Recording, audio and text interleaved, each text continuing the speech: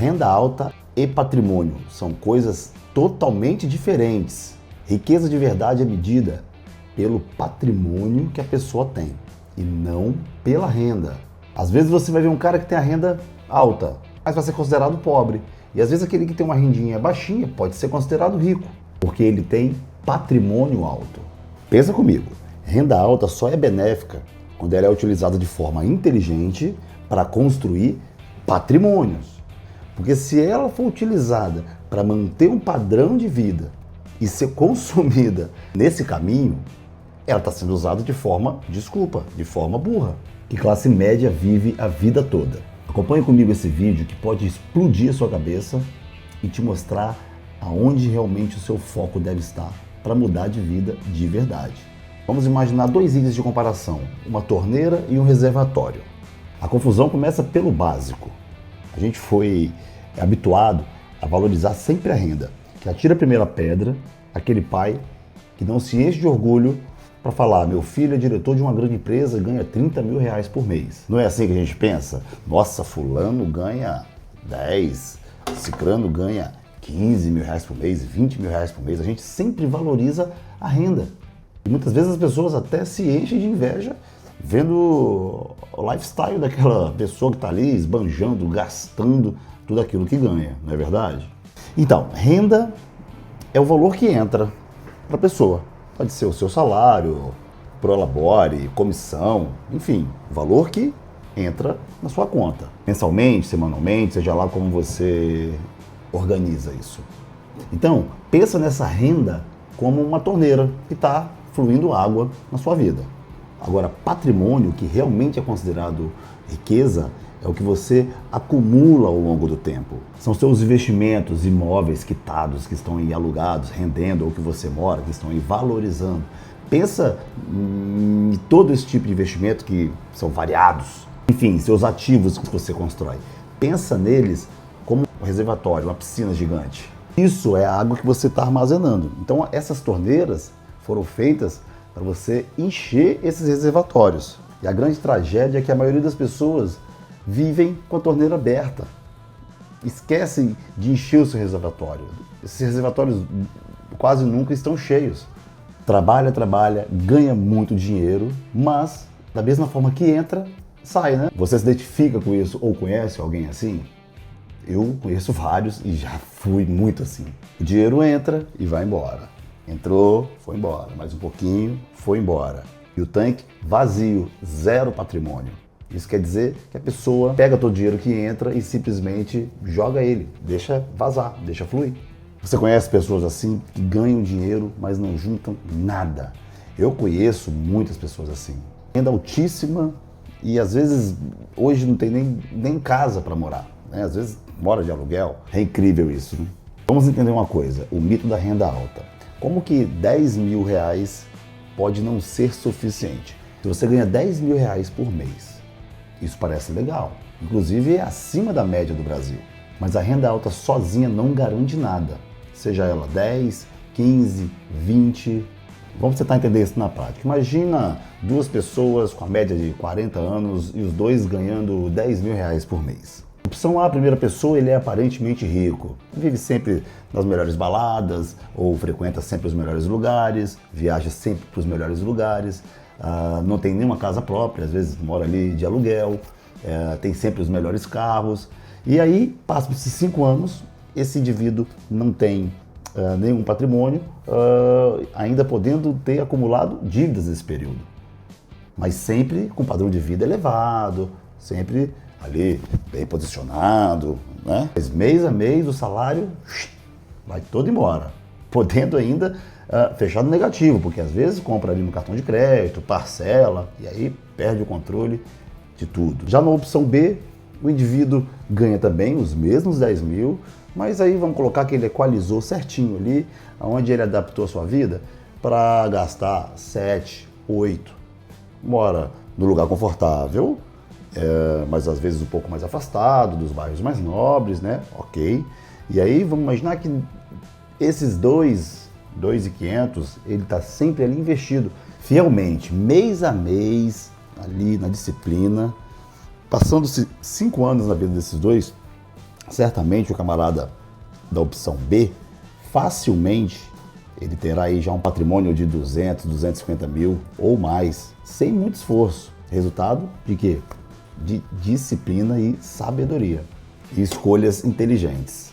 E o que mudou na vida dos dois? O salário, a entrada, a renda? Não, continua a mesma coisa entre os dois. O que mudou foi a mentalidade, o controle sobre o dinheiro.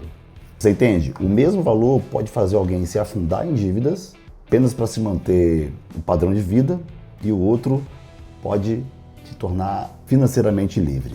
Esse exemplo, a primeira pessoa vive aquele padrão de vida legal, mas ele vive como um pobre. Porque se ele perde o emprego, qualquer coisinha que aconteça, se ele adoece de uma forma mais severa, ó, o castelo dele simplesmente desmorona, porque ele depende daquela renda, ele depende do mês a mês dele ali, sem reserva, sem uma segurança. Ou seja, se ele perder, por outro lado, a segunda opção, ganha a mesma coisa, mas o foco dele está em construir a verdadeira riqueza, construir o seu reservatório. E em 10 anos, se ele continua investindo fielmente, mês a mês, certamente ele vai poder escolher o dia que ele quer trabalhar. Ele já conquistou a sua independência financeira, porque seus investimentos vai estar gerando renda suficiente para cobrir os seus gastos. E qual dos dois você acha verdadeiramente livre? A resposta é bem óbvia, mas infelizmente a maioria de nós ainda se comporta como opção A. E por quê? Porque a gente foi ensinado a valorizar o status, a valorizar o consumo, muito mais do que a liberdade. As pessoas vivem muito mais para impressionar os outros, para parecer rico, do que realmente fazer o que tem que ser feito para ser rico de verdade um dia. Segundo erro que as pessoas fazem, que as pessoas ricas já conhecem isso desde sempre, é o cara depender daquela única renda, daquela única fonte ali. Porque se um dia isso acaba, e aí? Se você perde essa fonte de renda, acabou. Então, para você não ser dependente disso, o segredo é você não precisa ter muito dinheiro para poder entender. Você simplesmente precisa diversificar as entradas e não apostar toda a sua vida financeira em um único lugar, entende? Eu, como trabalho com venda de imóveis, eu tenho muitos clientes que têm esse perfil de investidor. Uma coisa que eu sempre ouvi, principalmente de médicos, né? De outras profissões também, mas de médico, que geralmente tem uma renda muito boa. Mas se você conhece algum médico que já tem experiência, tiver oportunidade, conversa, bate um papo com ele. Normalmente, a riqueza dos médicos não provém unicamente, exclusivamente do salário, do que eles ganham com a medicina. A riqueza dos médicos ou engenheiros, normalmente a riqueza da pessoa não vem da sua renda, mas sim do que ela faz com a renda. Pesquise no seu grupo de relacionamento, nos seus amigos, pode ver que geralmente esse tipo de investidor, normalmente essa galera está sempre de olho em lançamentos imobiliários. O cara vai lá, coloca 10% de sinal.